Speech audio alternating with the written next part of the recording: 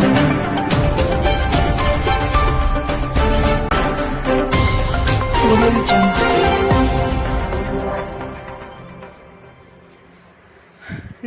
కర్నూలు జిల్లా ఉమ్మడి మహబూబ్ నగర్ జిల్లా మాజీ మంత్రి లక్ష్మారెడ్డి కుటుంబ సభ్యులను మాజీ మంత్రి కేటీఆర్ పరామర్శించారు. ఇటీవలే మాజీ మంత్రి లక్ష్మారెడ్డి సతీమణి శ్వేతారెడ్డి అనారోగ్యంతో మరణించారు. ఈరోజు నాగర్ కర్నూలు జిల్లా తిమ్మాజిపేట మండలం ఆమంచ గ్రామంలో శ్వేతారెడ్డి గారి చిత్రపటానికి నివాళులర్పించారు. అనంతరం లక్ష్మారెడ్డి కుటుంబ సభ్యులను ఓదార్చారు. కేటీఆర్ వెంట ఎమ్మెల్సీ నవీన్ కుమార్, మాజీ మంత్రులు, మాజీ ఎమ్మెల్యేలు ఉన్నారు. అందులో రిజర్వాయర్లు అన్ని పూర్తయినాయి. వట్టెం కావచ్చు, కరివెన కావచ్చు, దండాపూర్ కావచ్చు, ఏదుల కావచ్చు, అన్ని కూడా నార్లాపూర్ కావచ్చు, ఇవన్నీ కూడా పూర్తయిపోయినాయి.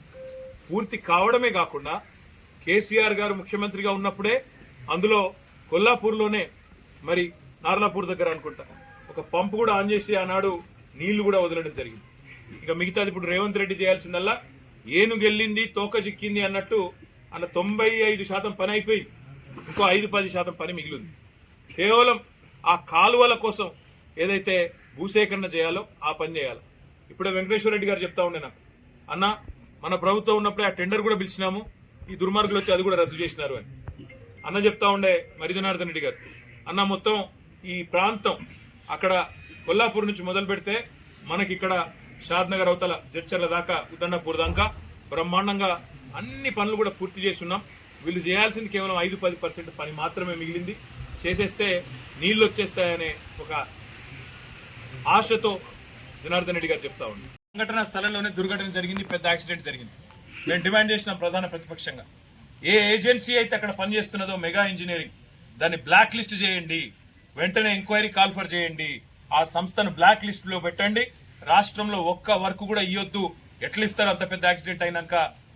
మరి దాదాపు 75-80 కోట్ల రూపాయల ప్రజాధనం నష్టం జరిగింది అక్కడ. వెంటనే ఎంక్వైరీ చేసి అధికారుల మీద చర్యలు తీసుకొని వాళ్ళని బలిపశువులను చేయడం కాదు, ఆ సంస్థను బ్లాక్ లిస్ట్ చేయమని చెప్పి డిమాండ్ చేసినాం. కానీ ఇలా పొద్దున వార్త చూసినా నేను, నెల రోజుల కింద కూడా నేను చెప్పాను ఈ మాట, మళ్ళా కూడా చెప్తా ఉన్నా.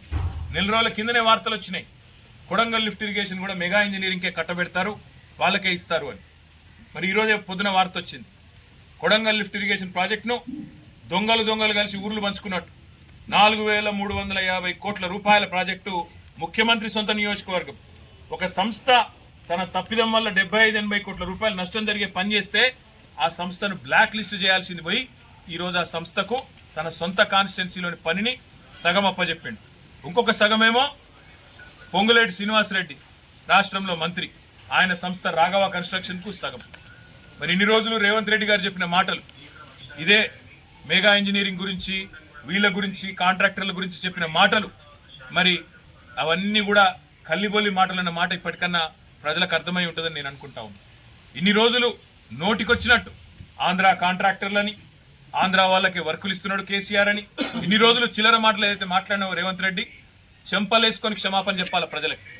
నీ సొంత నియోజకవర్గం కొడంగల్లో కొడంగల్ లిఫ్ట్ ఇరిగేషన్ అనే ప్రాజెక్టు ఇవాళ ఏ సంస్థనైతే ఇన్ని రోజులు ఈస్ట్ ఇండియా కంపెనీ అని తిట్టినావో ఆ సంస్థకే కట్టబెట్టినావంటే నీ రంగేందో, నీ నైజమేందో, నీ నిజాయితీ ఏందో దీంతోనే బయటపడ్డదనే మాట నేను విజ్ఞప్తి చేస్తా ఉన్నా.